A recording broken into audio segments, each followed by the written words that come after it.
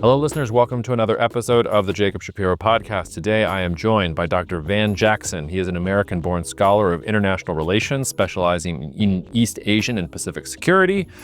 He is a senior lecturer in international relations at Victoria University of Wellington in New Zealand, and a senior research scholar at Security and Context, where he is co-director of the Multipolarity Great Power Competition in the Global South Project.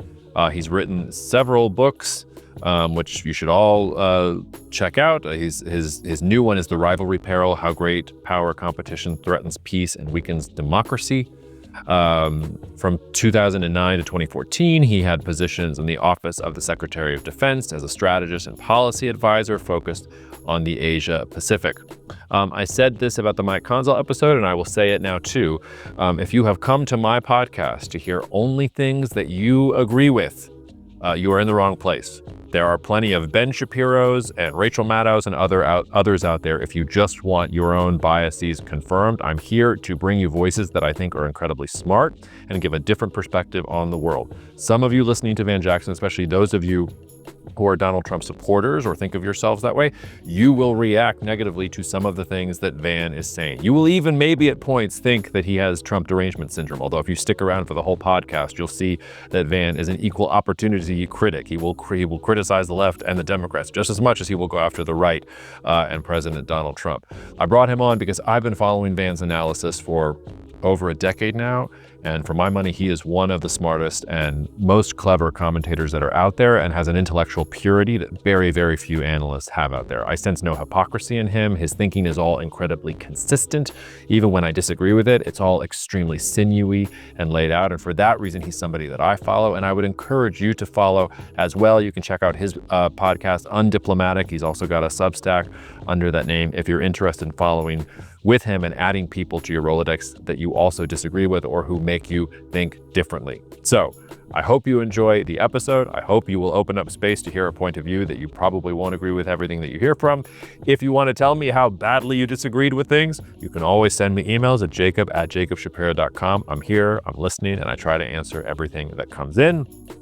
Otherwise, it is Monday afternoon, July 14th that we're recording. I have to go get ready for an event this evening on the shores of Trout Lake in Wisconsin. But I hope you're all keeping well. Take care of the people that you love. Cheers, and I will see you out there.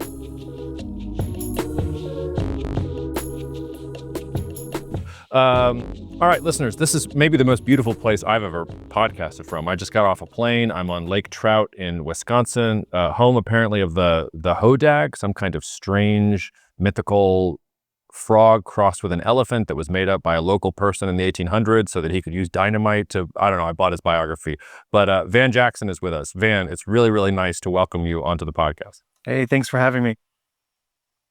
Van, I don't know if I'm going to blow your mind or not. So my career started at Stratfor as a Middle East analyst. My experience of most people who had anything to do with government or who were in policy circles in the U.S. government, when they heard Stratfor, they basically thought we were like, if they were nice, it was single A baseball, and usually it was not so nice. Like we were like just like dilettantes who didn't do anything.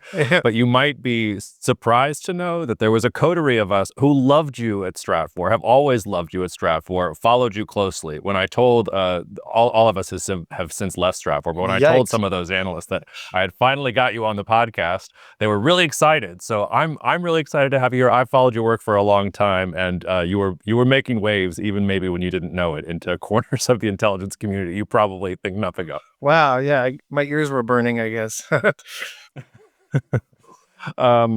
Look, we could take this lots of different directions. I definitely want to talk to you about Korea for a while on the back end of this, but I think we started a pretty open level. I think your appearance actually dovetails nicely because we had Mike Conzal on, was our last guest on the podcast. He was a Biden era, I don't know, economist, economic advisor.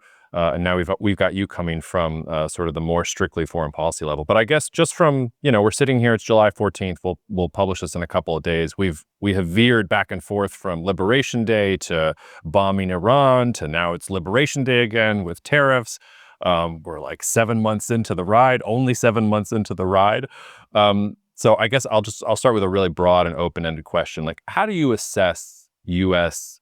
power and U.S. place in the world right now after these 7 or 8 months? And how much do you think has changed in these 7 or 8 months? Like, I know that the speed and the velocity and the volatility has even, analysts like you and me who do this for a living feeling both whiplash and like forms of emotional trauma. Um, but like, have things meaningfully changed? Are things that different? Is this just like an uncouth person who's using the government in the same way that everybody else did? He's just like less subtle about it. Like, I'm curious, like where you think we are now that we've sort of gotten our bearings and we're into the summer. Yeah, I mean, like everybody who's smart, I think I'm caught off guard by how fast everything is. This speed run approach to, everything is jarring, but the velocity, I mean the direction of travel, I should say, is just very predictable. This is precisely why I was calling out Trump as a fascist very early on. There's a way in which it's a reason I ended up in New Zealand as early as 2017. I made a bet basically with my professional life. Like I saw this coming in that much of a sense, like back when it was crazy I mean, nobody was picking up and leaving America. You know what I mean? Um, and so that this is not unexpected. And like, I specifically was predicting war with Iran once I saw who he was appointing and who he was listening to, um, because it's an extension of, U.S. policy toward Israel and Middle East policy generally. But so all of that is predictable enough. The militarism, the $1 trillion defense budget, all that was also predicted, right? So like all of this is as expected. The global tariffs, like that was foreshadowed. I mean, very, very plainly. So none of this stuff has really surprised me except that it's super freaking fast. And that the one thing I had kind of like hoped was that in US institutions and the courts and the so-called opposition party would somehow act as speed bumps against this like counter-revolutionary project. That's which is kind of what it is. Like, and counter-revolutionary, I should say, in like the Arno Meyer sense. There's a scholar back in the day. He used counter-revolution as this phrase to describe revolution from the right, like reactionary revolution. So not countering a left-wing revolution, but kind of building a like right-wing world-making project, laying it Hmm. out and then doing it. And what that amounts to is kind of like a mashup of white nationalism and oligarchy, which is to me very succinct description of what we're dealing with, like who's in control of the state currently. Um, Lost track of the question at this point, but it's No, not surprising. no, but I'll take you back because that's perfect. Because there's two parts I already want to unpack with you, and I'm debating which one to go first. But let's go with this one first, because I think the Iran-Israel war is actually very instructive to just how much he changed. Because Kamala Harris went on 60 Minutes and said that Iran was the biggest foreign policy threat to the United States on the campaign. I remember wanting to self-immolate when I heard that interview because I Pretty was insane. like, what is the difference between these two? Like, I don't actually get it. So do you think Kamala would have been different, or do you think that the United States would have been bombing Iran either way? Like, maybe Israel wouldn't have read Trump the way that they did with Kamala because it seemed like Netanyahu knew exactly what buttons to push with Trump. But I don't know. Do you think it would have been different if it were Kamala? Um, I don't. I would like to say yes, but I don't. I don't think so. So what I don't think would have happened is an actual like U.S. bombing campaign. U.S. support for Israeli strikes, I'm pretty sure would have happened. I'm actually confident that would have happened. And you see that getting signaled in statements from Kamala, like these absurdist statements about like Iran is the greatest threat to America. Like what? Um, it's just like it evokes like 2002 brain, um, so like, yeah, that has to find expression somewhere if that's what you believe and that's what you're trying to sell the public. And so, I'm sure it would find expression in sort of mindless support for whatever Israel wants to do in the Middle East. And I actually wrote a thing recently, like on the left, there's a view that, or not in the European left, there's a view, Jean-Luc Mélenchon, the leader of the French left, like Popular Front, basically. He did an interview in the New Left Review, and it was kind of all over the place. But one of the things that he made a point to say was that like the U.S. is all about oil in the Middle East, and it's oil-driven policy, and that's why they support, Israeli assaults on Gaza and Israeli attacks on Iran, and like I think that's actually not true. So like oil is not a non-factor. Like it's always part of, geopolitical rationalizations. Like it's always there. But it's like, just in my experience inside the system, there was never a point ever where we sat around the table trying to figure out what to do and talking about we need to secure the oil or we got to get to like, it's just never in the conversation. Mhm. It's always in the background. So it's not, I don't want to say it's irrelevant, but like it's never as important as people suppose. And materialist analyses, which is what like a European leftist would have, they focus on, because it's like who benefits, right? Follow the money. And so oil becomes the natural explanation for like why we do what we do in the Middle East. But I think actually we do what we do in the Middle East, as horrific as it is, because of this misplaced belief that Israeli primacy is an American good, like it serves American interests. And so Israeli primacy requires bombing nuclear facilities of its neighboring rivals, right? It requires this mowing of the lawn, which is like a horrific way of describing its war on Palestinians. Um, and this is so like that's what we've signed on to. And there's like actual formal expression of this in the form of like the Pentagon. There's an official policy called QME, right? Qualitative military edge. It is we yes, we sell weapons to the Saudis and everyone in the Middle East, but as a matter of policy, we make sure that we outsell them to Israel. That Israel, no matter how much we cause arms racing in the Middle East or whatever, we make sure Israel is out arming everyone else. And so like that's crucial. Like if you don't grasp that, it's very hard to grasp like what's the deal with Iran? Like why do we care at all, but it's tied up with this belief in Israeli primacy. And like I think it's mistaken in the sense that like we're not well served by Israeli primacy. We're not well served by endless wars in the Middle East. I mean, I think it's just a drain on American power, basically. I Yeah. disagree a lot with like some of the MAGA foreign policy types. One like narrow area where we agree is that the Middle East just it's a big siphon on American power.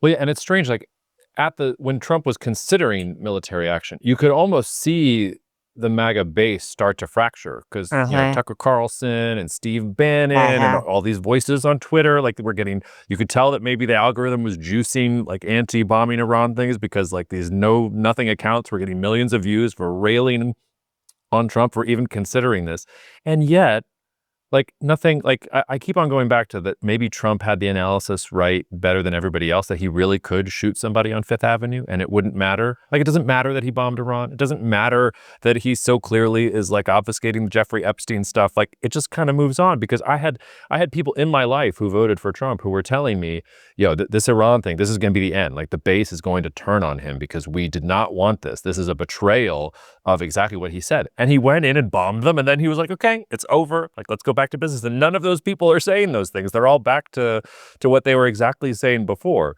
And to your point about oil too, and this was another question I wanted to get at you since we're on the Middle East, if what you really cared about was oil, you would probably take out the Houthis. And something I cannot understand for the life of me is that the Houthis, they sunk 2 ships last week. Uh-huh. Like they're gonna like enable Israel and help Israel bomb Iran back a couple of years to set back a nuclear program, but they're okay with the Houthis just sinking vessels in the Persian Gulf. And I had one analyst who came on and said, oh, it's because they're like the sand people in Star Wars. Like they have such a low quality of life. Like doesn't matter. They're in the desert. There's nothing you can do. But like that feels fundamentally unsatisfying to me. Like how are the Houthis still firing? So anyway, that's a sort of a two-parter. To your point, it's at odds with a sort of oil-centric explanation of Middle East policy, right? Like it presents a puzzle at a minimum. But the Houthi thing is like, it is effectively unwinnable, and I think you even saw that in the whole Signalgate thing when they were all secretly planning Houthi bombing campaigns on Signal. Like there was a section of the JD Vance types who, it's not that they were like anti-interventionist so much as like, and this is an area where I converged with them weirdly. There's an unfavorable cost exchange ratio with the Houthis where like they spend $6,000 to take out something, like to take out a missile on our side, or to take out a have like a F-18 fall off a runway or something. And then we spend $1 million on a missile to take out their $6,000 drone, And so like, if a conflict involves the repeated play or iterative exchange of attacks, and that's the cost of attack on each side respectively, then the cost exchange ratio makes this like, it will bankrupt us to go to war with the Houthis, And I think there was like some of that energy in the JD Vance stuff. Yeah. Well, look at us. Like we're 13 minutes in, and we said the United States should not be bogged down in the Middle East, and here we are bogged down in the Middle East in our conversation. This is what always happens. But let's rewind a little bit, because there was another thing I wanted to double click on in what you said, because I know there are some Trump supporters who are listening, and I'm sure that they want me to go back and ask you to define terms like fascism and white nationalism and oligarchy. And I know lots of people throw those terms around and have no idea what they mean. I have read you well enough to know that you do know what they mean, and that you have put some thought behind it, and that you're not just throwing those words out there because of Trump derangement syndrome or anything else. So I'll start very simply and give you sort of a layup here. When you say fascism, like what are you saying? Like what are you communicating to the listener, or what do you want the listener to understand about your characterization of the U.S. government?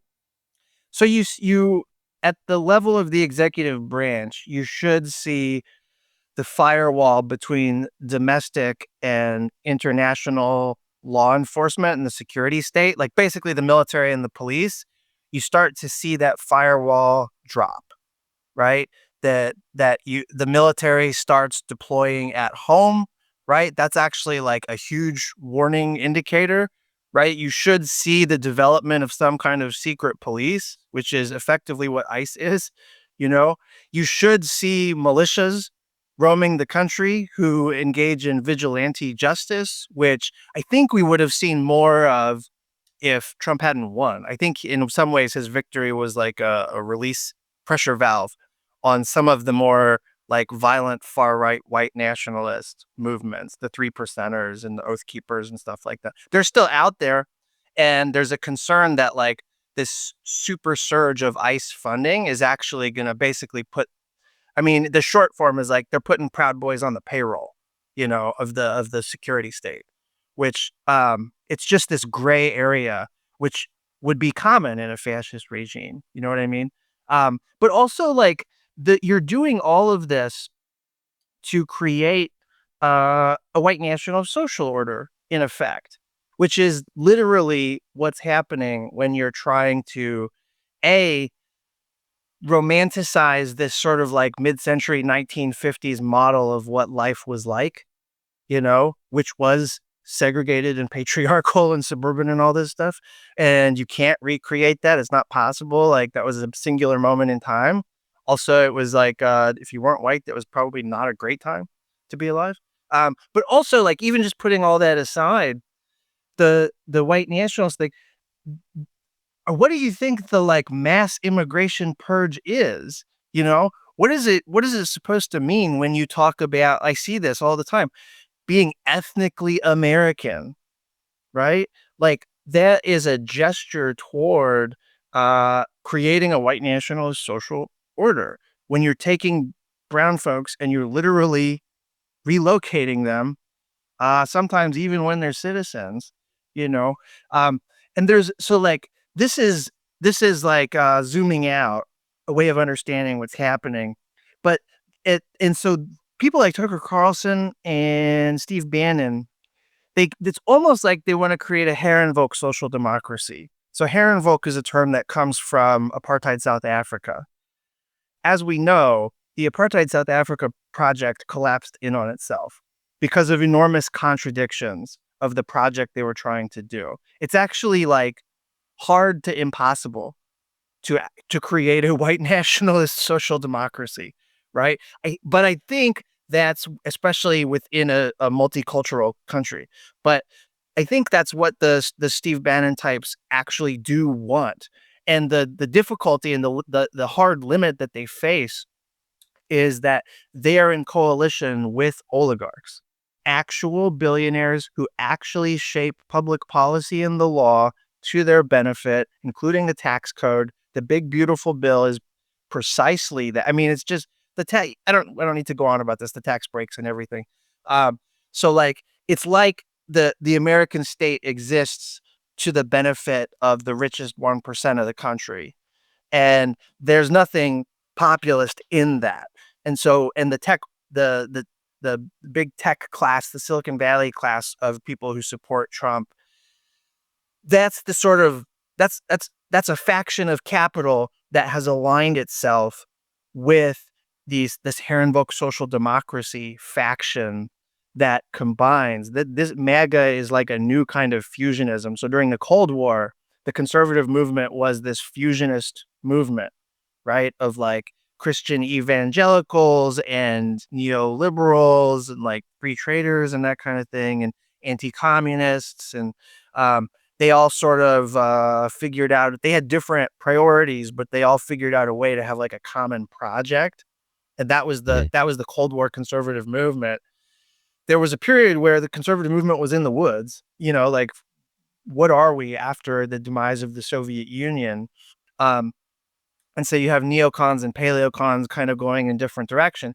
MAGA represents this new fusionism of, the tech elite of capital, the parts of the national security state and defense industrial complex, but then also this like white nationalism in effect. I mean, people call it different things, but it's like it's the thing that Steve Bannon is speaking to when he puts his voice out into the universe, and Tucker Carlson, and they command millions of followers, including my fucking parents. You know what I mean? So that's the coalition. And so and you see so much of the tension that plays out in Trump's public policy, his statements, all of this stuff in foreign policy, even it's often reducible to this conflict between what I would call like the white nationalist section, who's trying to do Herrenvolk social democracy. They actually have a hegemonic project, right? Mhm. And versus the oligarchs who are just trying to secure the bag, in effect. And the most efficient way to do that is to divide the very large working class along racial lines. Yeah, it's the oldest trick in the book. Like, instead of thinking about class-based issues, which poor white people and poor black people and poor brown people all have the same interests, and things are going to get worse for them as a result of the one big. But let's make it about race, or let's make it about immigration. And I will say, like, there were two charts that I pulled from Gallup this morning that maybe gave me a little bit of pause here, because I don't know if you saw this one. There was one where they asked Republicans their preferred rate of immigration into the United States. And at the end of 24, early 25, that number skyrockets up to 90%. So 90% of Republicans are saying we should have less immigration into the United States. That number over just the last 2 months has declined to 48%. So it's basically gone up, and we're round tripping back to where it was sort of normally. And then I also pulled from Gallup political voter identification. So what parties people identify with. And for a long time, independent sort of stayed where it was around 15, 20, maybe into your mid 20%. And then the Democrats and Republicans would kind of go back and forth. For the last 2 years, Democrats and Republicans have been stuck at the same number, and independents are much bigger as a faction. It's like 43% or something like that. And then the Republicans and Democrats, the fringes of the party, are literally splitting things up halfway, which tells me that people don't like this, that in general, people don't like the direction that things are going. And say whatever you want about Trump. Like, I don't think, I've said this before on the podcast, like, I don't have a sense that he thinks strategically or long term. I think he's just an Sure. instinctual being. And Yeah. when he sees something that works politically, he does it. And when it doesn't work, he just shifts to the next thing, which is like both terrible and also sort of good at the same time. Because I don't think he believes in the things that you're just talking about. I think he's just this like instinctual thing that pushes on buttons Yeah, when he yeah. decides that they work. No. But it looks to me like the electorate is not going to go along with this. It looks to me like most people disagree with this. So where am I? Why should I not be sanguine based on that data? Well, so yeah. So I think you're right about the rising unpopularity of this stuff, but like it's like, well, who knew episiotomies would be unpopular? You know what I mean? Like, of course. So like, sorry. So, like, No, you're good. um, That's why so, you're here. so like I think that's true enough. I think the thing that's profoundly concerning to me right now is that we seem to be in this moment, and I don't know if it's because we all have fish brain and nobody reads anymore or what, but Hmm. there we there's no almost like there's no accountability. Like we're in the past. Okay, this is a good example. In the past, like the Iraq War, terrible decision. Everybody knew, half the country knew at the moment that it was a terrible decision, more than half even. But the Bush administration invested like a solid 18 months running like a nationwide propaganda campaign, you know, mushroom cloud rhetoric and hysteria and going on all the Sunday shows and lining things up with the allies. And like, it was a hard whole of government push to sell the Iraq war before doing the Iraq war. In Mhm. the Chomsky would call that manufacturing consent, right? You have to, you have to like massage the public's imagination into doing this thing. Make it Mhm. common sense. Make it within the boundaries of what would be acceptable or normal. We seem to be in a post-manufacturing consent age where like Mhm. the political class, to some extent, even in the Biden administration, the political class seems to like not feel the need to manufacture consent so much anymore. And I think the speed run thing that we were talking about at the beginning of the show, that's kind of a manifestation of that. Like you're speed running as a way of avoiding manufacturing consent. It's like an alternative to manufacturing consent. And Mhm. so if you actually don't need, or if you feel as a political elite that you don't need the consent of the people to do what you do, and you just have the best interests of the people, in heart or whatever, then it doesn't matter if what you're doing is unpopular, you know? Like US position on Israel is wildly unpopular during the Biden administration, and they just doubled down and tripled down. So like and so this is not unique to Trump, but I think it's heightened under Trump, which is that like who cares what the people think? They're going to do what they're going to do. And so I think Trump is this kind of finger in the wind guy who will just go in whatever direction he feels pressured to go. But the public is not the main source of wind that he's checking with his finger, right? It's one among many sources of pressure on him, others of which are his oligarch buddies, or his base separate from the American people at large. And so the Jeffrey Epstein stuff is super weird. I don't have a lot to say about it, but it's super weird in the sense that I think to a normal person, the Jeffrey Epstein stuff is like this niche conspiracy stuff. And to the mega base, it's almost like a founding mythology. Like it's very important. It's a signal of what you believe about so many other things, right? It's like a synecdoche. And Mhm. so the fact that like so for normal people, they were not anticipating that like there would be a mega base blow up over uh Jeffrey Epstein files not being released, and that Trump's FBI would be the one like sort of holding things back or denying Mhm. it. But like that actually more so than anything else, and this is the moment that we're living in that's so perverse.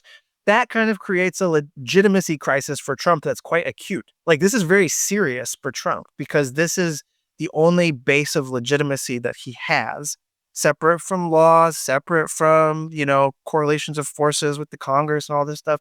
It's like he has a MAGA base that allowed him to give the middle finger to every other source of power because he could claim that he was like their stand-in.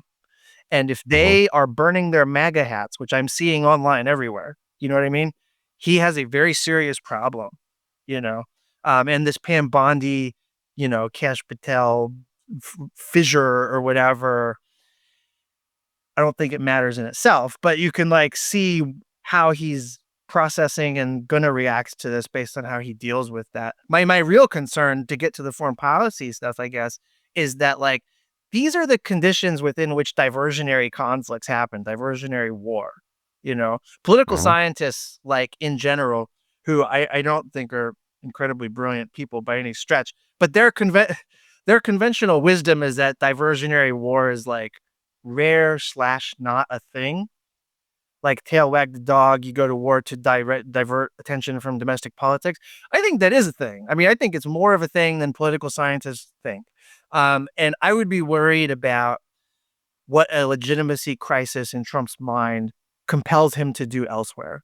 Like the willingness to create spectacle elsewhere, and what that will look like. That's a concern for me. Yeah, we've already seen some of that. I have to say with the Epstein stuff, I mean, the the imperfect metaphor I've been thinking of, they were burning LeBron's jersey when he left Cleveland the first time, and when he wanted to come back and got them the championship, they were like, "Cool, welcome back, LeBron. You got us a championship. Everything's fine." Like Yeah. I think Trump has the measure of his base. I don't think they'll even turn on him for this, but maybe this will be the time that it does it. But I take your point, and you can maybe read Iran as part of that. Like he has done a 180 on Russia-Ukraine here Mhm. in the last week and putting Hegseth in his place. You maybe want to talk about.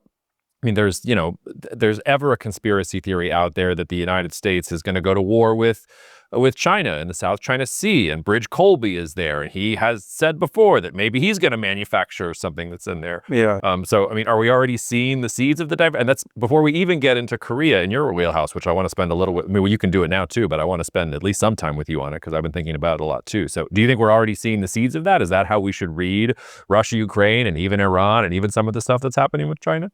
Yeah, it was funny. There was a time when I actually worked with Bridge Colby. Like we were in the same think tank milieu before I grew a conscience. And basically, like, so he didn't change. I changed. But the Bridge is like single-minded about World War III with China and needing to be able to win it.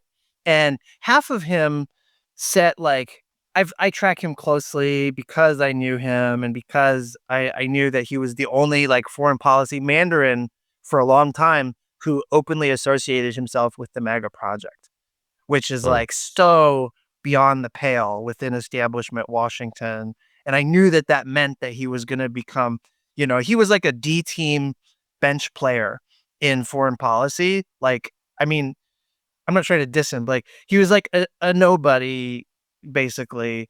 And the fact that he was hitching his wagon to this project that was defining half of the political spectrum in America, I knew that was gonna basically, like, shoot him up like a meteor, Oh. in terms of his career, and that's precisely what happened. Um, so for those reasons, I paid close attention to him for in the intervening years for a long time. He has been obsessed with war with China, and part of his belief is that by optimizing for war with China, by focusing every ounce of our like national energy and our resources toward that project, being able to win that war, we might deter that war. And if we don't deter that war, well, at least we'll win it. And so that's the and that the problem with that is that that's not a war that's like worth winning, and it's not winnable short of going to nuclear exchanges. Like you would have to come up with an argument or a scenario for how nuclear weapons don't get used, but somehow you can still defeat this techno superpower 90 kilometers from its own shores, thousands of miles from our shores. You know what I mean? Like the Mhm. imbalance of geography plus the technology makes it effectively unwinnable. And the only reason we kind of hang on to the need to be able to win it is because Well, the military industrial complex has defined it as the scenario that we use to develop our force structure. So the $1 trillion national security state plus it is indexed against great power war with China. That's what justifies most of it, right? You don't need like nuclear powered submarines and sixth generation fighters to go after Houthis or to target Mexican cartels. You know what I mean? Like that stuff is for China. It's basically for China alone. You don't need it for anybody else. And Mhm. that's a huge that's a follow the money thing. Like that's a materialist analysis that actually has traction, I think. It has Yeah. explanatory power. Um, so there's like that part of it. But Bridge doesn't like it. I don't think he wants to create the war. He thinks the war is inevitable. Like he's one of these guys that thinks it's gonna happen, and since it's gonna happen, we have to optimize for winning it. Never mind that there's just no scenario. I've been in like 100 of these war games on Taiwan scenarios. None of it's winnable, you know? In the South, you mentioned the South China Sea sort of like casually or whatever. Mhm. That actually, like, I could imagine scenarios where that is winnable. I can't imagine scenarios where China bothers to fight it.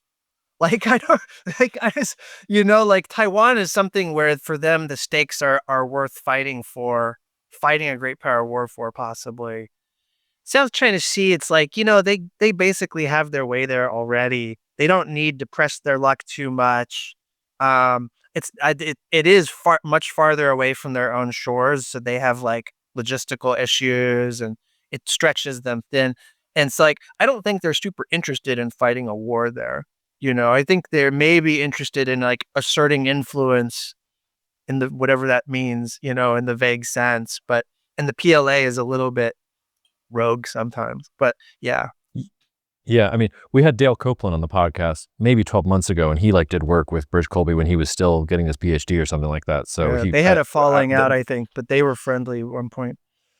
they were, but we have an open invitation to Bridge Colby. So if you're listening, you are more than welcome to come on the show at any time and talk about this stuff. I will put you through your paces in the other direction. But to me, like what you're saying, like, and I'll ask you this question, but like, not only do I not think war is inevitable, I don't think the Chinese want it. I think it's a fundamental misreading of what China's thinking here. Like Yeah, totally. they also just watched what Russia did with Ukraine. Like their blueprint is Hong Kong. They're just going to do the exact same thing they did with Hong Kong, and they would like to take it without firing a shot. So if you really want to prep for this, well, and there's another contradiction here too, which we can talk about. And this goes to the point of like, how is Trump thinking strategically? Because okay, you've got Bridge Colby and the $1 trillion and the sixth generation fighters, and we got to prepare for a great power war with China, and yet we're going to go to the Japanese and the South Koreans and basically say, go fuck yourselves. Here are some tariffs. And by the way, are you going to come defend Taiwan when China invades? You better, because otherwise there's even more tariffs in the bag for you. Like, don't like do it. Like, how are you like supposed to be thinking about Great China War, power, all this other stuff, and yet fundamentally shitting on the allies who would be so critical to actually having any sort of efficacy in the war too? Like, right hand and left hand don't seem to know what they're doing, or don't seem to care that they're at complete cross purposes. No, totally ridiculous. I do think that I was talking about this with somebody yesterday, actually. I think what's happening right now, because like Bridge is doing on behalf of the Pentagon, he's doing this review of AUKUS, right? And Uh-huh. then at the same time, he is the main source of this pressure on the allies to like pre-commit to a Taiwan thing.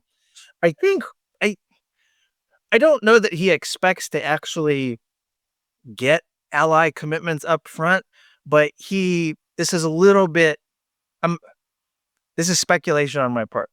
I think what he's trying to do is kill AUKUS because he thinks that we don't need to be arming an ally at the expense of our military capacity, which is kind of what AUKUS represented. Like if we deliver nuclear submarines to Australia, it would come at the expense of our ability to produce submarines for ourselves. And Okay. he wants to amass American power directly, not in conjunction with our, sub-imperialist powers and client states. And so I but like AUKUS is politically controversial. It's contested, right? And there's a bunch of inertia in favor of AUKUS within Washington.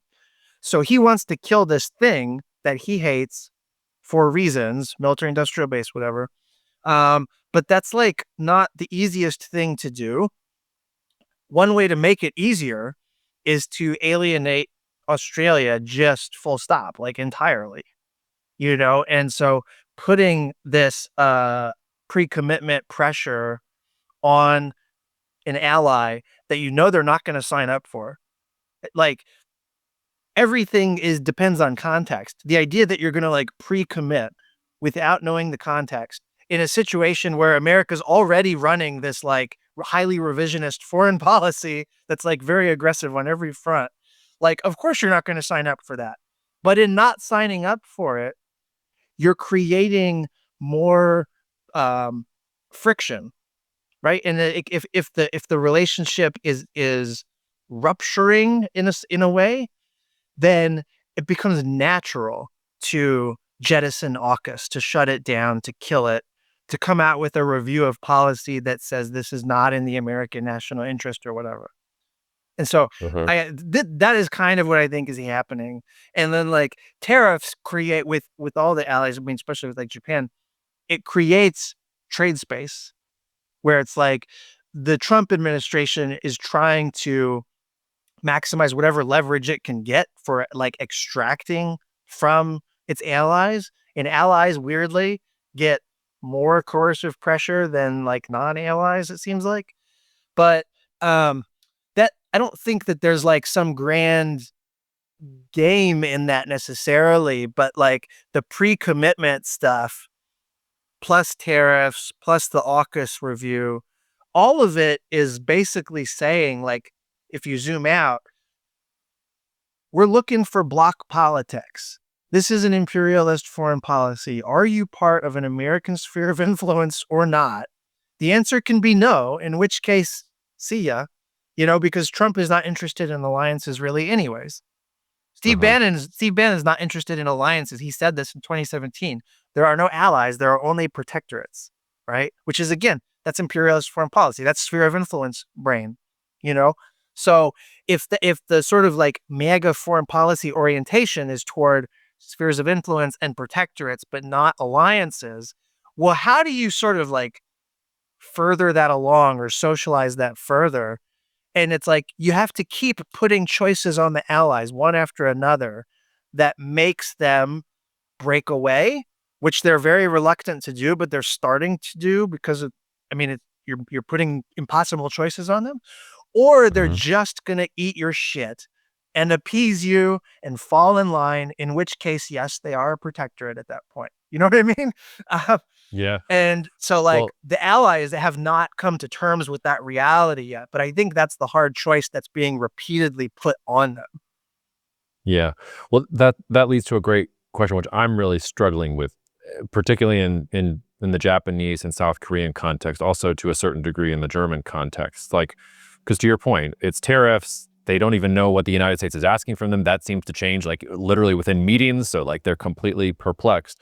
But the question is like, is it actually going to change anything? Like, what does Japan breaking with the United States look like? Like, I know that Prime Minister Ishiba is using some pretty strong language, but he's not exactly strongly supported.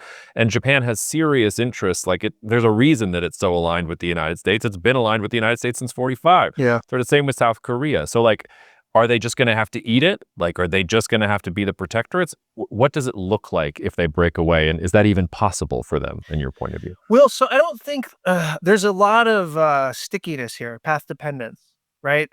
And that weighs, I think, very heavily in many ways on our client states, on our allies, especially Japan, right? Like Japan has failed to imagine the situation that it finds itself in.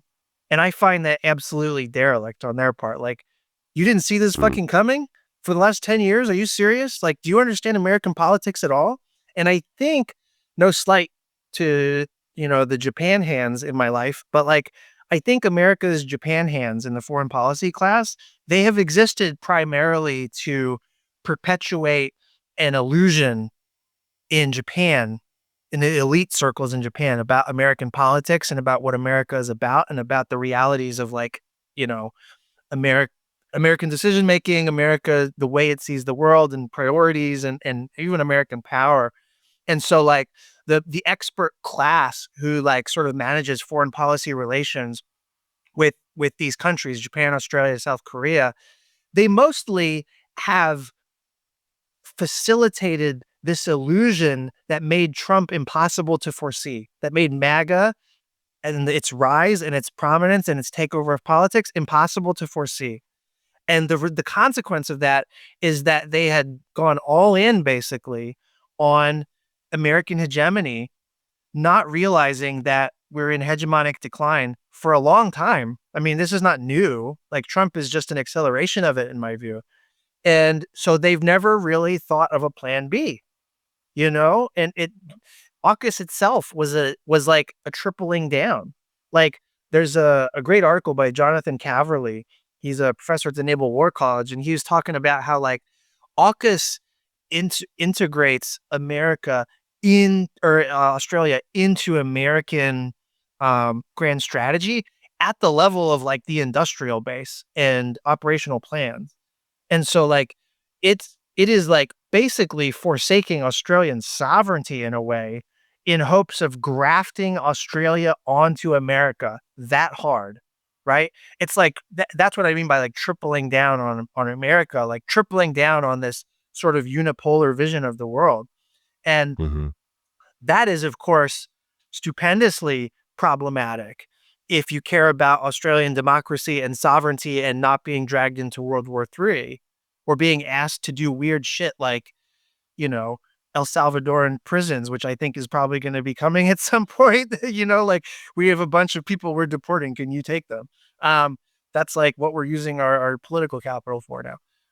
But I forget what I was saying, actually. I just lost my own point. But uh, uh, so Japan in particular, they don't have a plan B, but I think what it looks like to break from the US is to diversify economic relations, political relations, and maybe even security relations with China and with the BRICS nations, and to ratchet down the hysteria about great power competition. So Hmm. what we're coming out of a period right now, the past 8 years or so, where the EU and Australia and Japan and a little bit the Philippines, they were going bananas inflating the China threat, in part because the elites in these countries, because it was a way of, like, rallying the US to your side in a way. Yep. And so, like, it was kinda sidestepping the reality of the whole MAGA project. But in doing this threat inflation about China, they were antagonizing China. And what they're finding now is that, like, rallying to America's side in a geopolitical sense is very high risk, and the upside is completely abstract and not evident, really. Like, what do you get out of that? Unclear. What do you pay for that? A lot. And what's the exposure risk? World War III. I mean, like, it couldn't be greater. You know what I mean? So as a value proposition, America looks really shitty, all of a sudden. Although if you had if you were right sizing it, it probably looked shitty for a few years now. And so seeing that America's not is a basically a liability strategically at this point, what do you do? Well, you don't want to antagonize America. That would not be prudent. It's any more than you would want to antagonize China. But you do have to start right sizing the China threat. You do have to, like, perversely, I think we're seeing this with Australia too. They're investing a lot more in showing restraint toward China, trying to coexist with China, and um they're focusing more on trade, win-win, blah blah, all that stuff. Which is like Yeah. normal shit, But there was just a period where we were all drunk on great power competition, and that it had to do with these like pathologies of like being attracted to America as Uncle Sugar, who was going to be our security source and all of that. We couldn't imagine a different world. Well, now they're starting to imagine a different world. It's a little bit too late, but I think what that ends up looking like is more aligning with China and the BRICS plus nations. Yeah, well, I mean, some are still drunk on the great power competition. I don't know if you saw Emmanuel Macron's speech over the weekend where he talked about another 10 billion euros for French defense. Yeah. And I actually wrote down the line that seared into my brain. My French is not passable, but he said in English, to be free in this new world, you must be feared. To be feared, you have to be powerful. The whole nation must be stronger. If I hadn't told you that was Macron, we could have guessed, is it Machiavelli? Is it somebody else? Like, who knows? So that's a thing that is out there too. I wonder though, like, we sort of saw a version of this with the first Trump administration, because to your point, some of this was telegraphed and then Trump went away and it was a fever dream. And it seems to me that the MAGA coalition can't survive without him. So unless he's going to somehow enlist a third term or his son or somebody else is going to get in there, it seems to me that this house of cards falls apart for another 3 years. So I'm not saying this is the only scenario that a country like Japan can index on, but I have to imagine there's at least one analyst that is saying, you know what, keep your head down and get to the end of this. And in 3 years, they won't be able to marshal this kind of incoherence. And all the things that are coming, like the cuts on Medicaid and the problems in the economy that they're going to create and the inflation that's going to be driven, like just sit tight. Like the United States will come back around to you and will feel guilty and probably make it up to you. Is there any credibility to that at all, or blow it up? I think there's no credibility to that. However, I know, in fact, that most Japan hands, these are the barbarian handlers, they're telling the Japanese that. They're telling the Japanese that, I think they have a poor understanding of America, frankly, but like they're telling the Japanese, like, just sit tight, just keep a low profile, just buy time, do whatever you have to do to buy time because the pendulum will swing back. Right. And I don't think that's true at all. Like the Biden administration itself was the illusion of the pendulum swinging back. It was like a desperate desire on everybody's part to feel the restoration of normalcy, even though we knew it wasn't true. And that's why we're living through this shit that we're living through right now. 2025 would not be such a shit show if it wasn't for the pendulum is in a totally different, I mean, the pendulum metaphor doesn't even work. Like we're in a totally, it's the river and the man, right? A man steps into the river and then he steps into it a second time. It's not the same river and it's not the same man, right? It's always changing. And that's what's going on. Like this Trump 2.0 is not Trump 1.0 for a second time. It's a totally different beast. And the Biden administration was not the Obama administration. It was a nostalgia project to pretend like we could go to brunch and it was the unipolar moment again and all was well. We just got to keep this fascist out of office, right? That was the sort of thinking that they had, and that wasn't real. And so they handed Trump all of this imperial power because they didn't take seriously their own diagnosis. They didn't have a diagnosis of Trump. They used fascism as like name calling, right? As opposed to a diagnosis. And so in name calling him that, they were like, look, we can just close ranks, make everyone vote for us like in 2020, and then all will be well and we can keep going to brunch and then we can keep having meetings with diplomats in other countries. And so that's it. So those people are the ones who are meeting with the Japanese government and telling them, keep your head down. This is Trump 1.0. What worked in Trump 1.0? Buy time. That's different. I do think what you're saying is that the thing that's right there is like Trump is the uniquely charismatic figure. There's no obvious successor. I don't think somebody like J.D. Vance can pull this off. But there is no opposition. There's no, like, the Democratic Party has lost all legitimacy. Like, they suck, you know, like, and they're denying anybody who steps up and tries to act as a populist. Anybody who's trying to respond to the needs of working people in America, anybody who's against war, which is a low bar, like, they don't want their politicians taking those stances.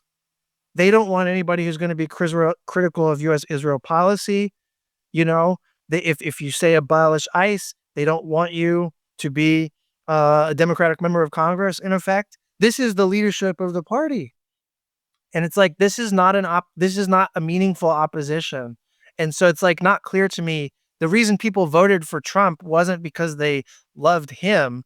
They looked at the Democrats and they're like, you guys are just a bunch of you might as well be a bunch of Jeffrey Epsteins. You know what I mean? Like you're, And a lot of them are. yeah. And I'd like to see that list too. You know what I mean? That's the view. It's like the Democrats were written off a long time ago in the Biden administration. Once it became clear that like the IRA and Chips and Science Act, these like banner initiatives of Bidenomics, they were utterly disconnected from the lived reality of people in America who were increasingly precarious. This is the source material that MAGA taps into. If you can't recapture that yourself or address those conditions yourself, we're all fucked. It's all fucked.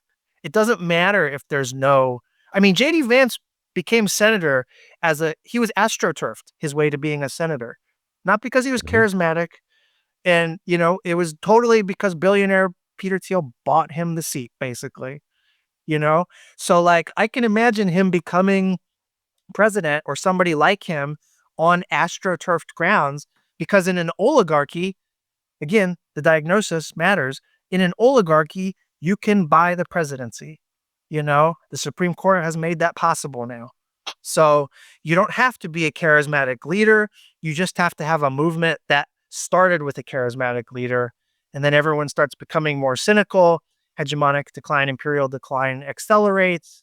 And what does this look like? I don't know, California secession. I mean, you know, like horrific scenarios start spinning in my mind at a certain point. Or I'm wrong and the pendulum could just swing back.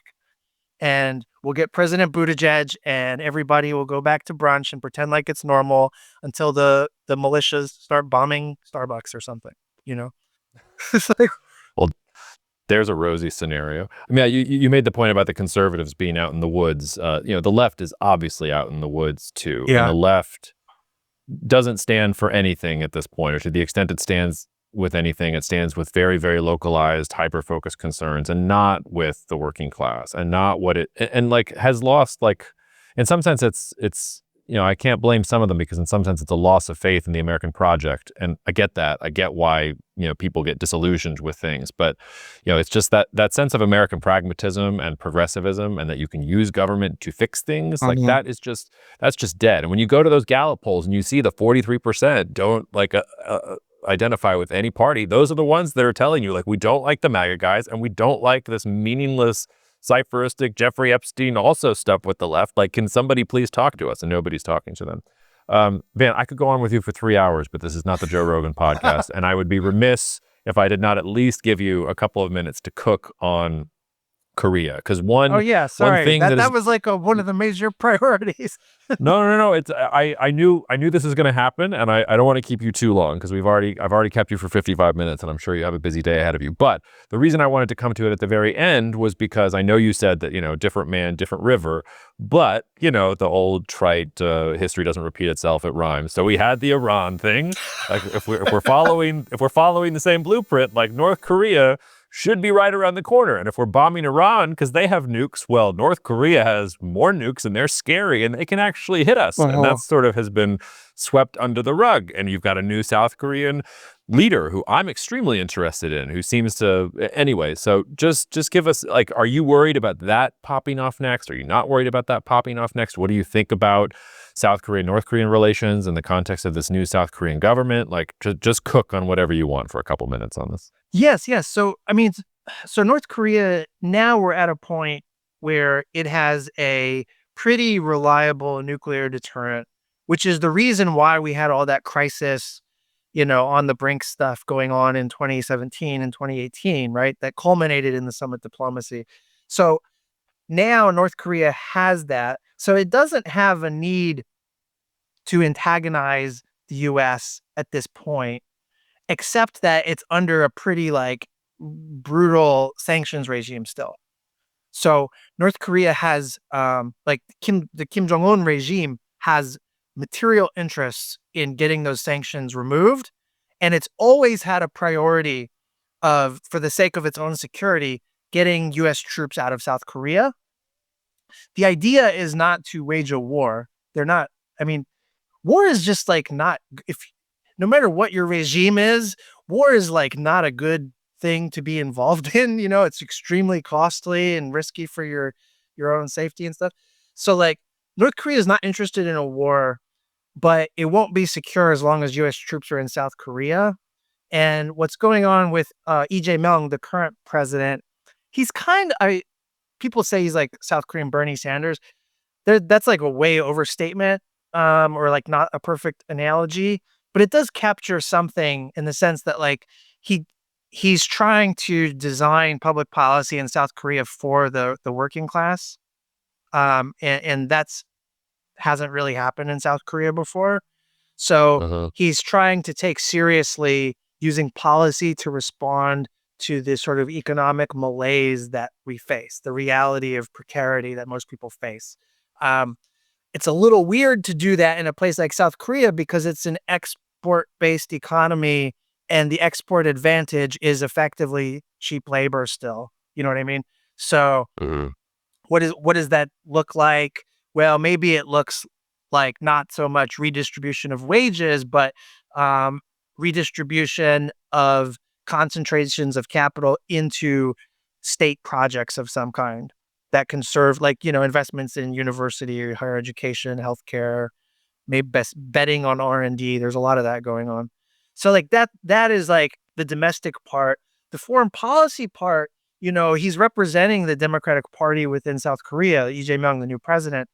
But and that party has a tradition of conciliation toward North Korea.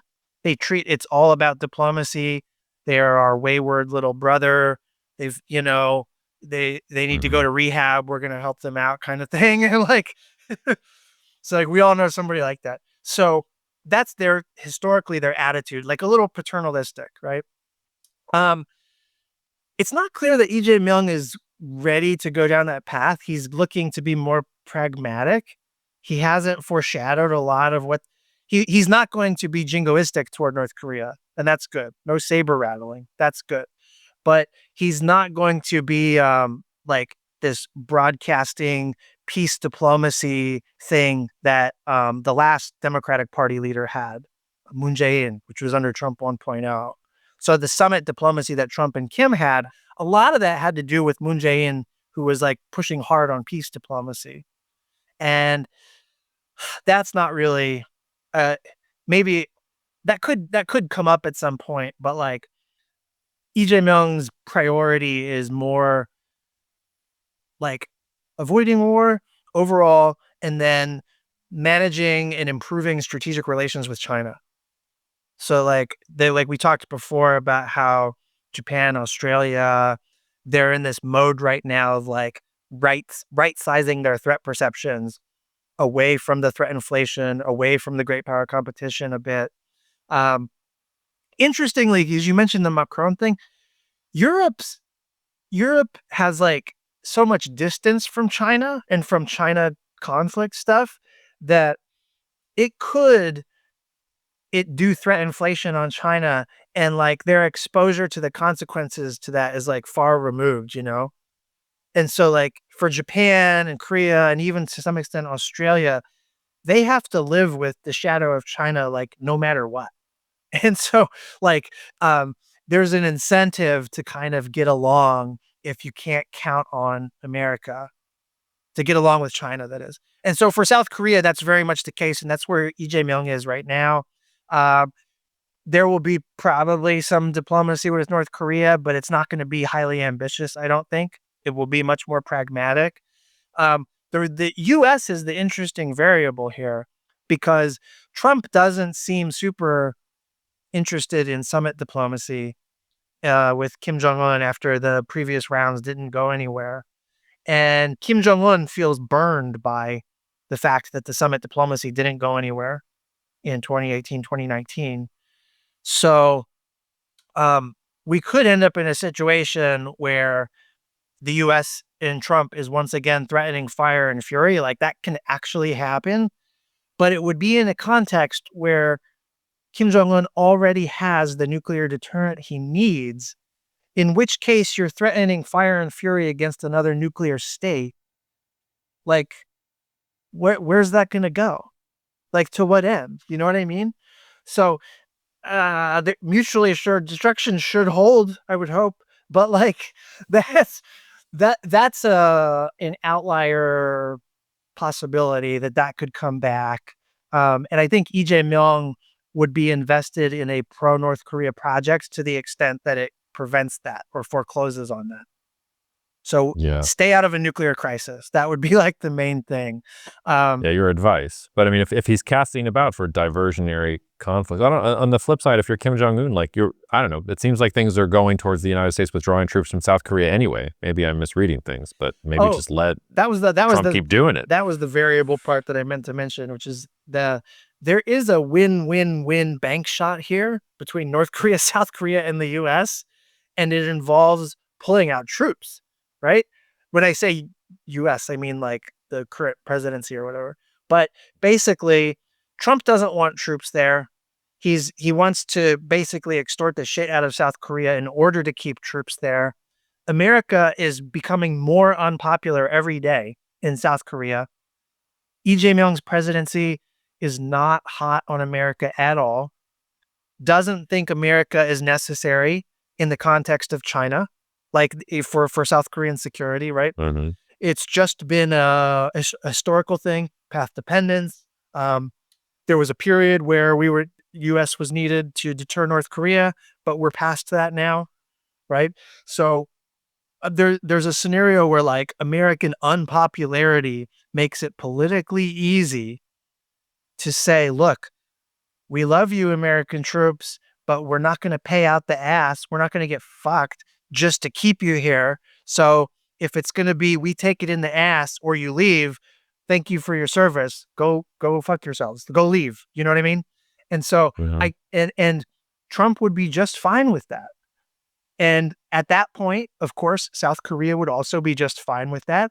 And like we said, North Korea has wished for that on a star for like 70 years. So like that could be win-win-win. And in an environment where there's no U.S. sort of umbrella over South Korea, interesting things start to happen on the peninsula. That deserves more attention, actually, like what that would look like. But the normal way that people talk about unification in Korea, there has always been this weird reactionary assumption that South Korea absorbs North Korea. Mm-hmm. And if North Korea has nukes, that ain't happening.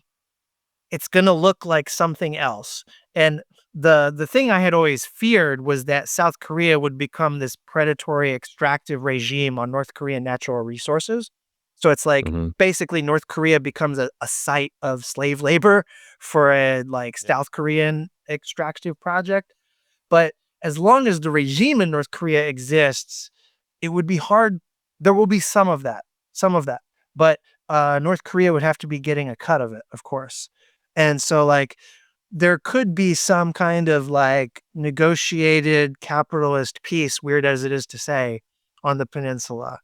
That is foreseeable in a world where U.S. troops kind of like vacate. The question is, what if U.S. troops vacate? Does Japan go nuclear? Does South Korea see a justification at there are second order questions that are not trivial that would follow from that. But in terms of just U.S., North Korea, South Korea, I think troop removal is the bank shot that lets everybody take away something positive. Yeah, and I'm sure that Kim Jong-un would hand deliver President Trump's Nobel Peace Prize nomination for engineering such a thing on the peninsula. He could just add to his stack of letters for people thanking him for such wonderful things. Yeah. Van, I've already kept you longer than I should have. Thank you so much, and hopefully I'll talk to you soon. Yeah, thank you. It was just fun.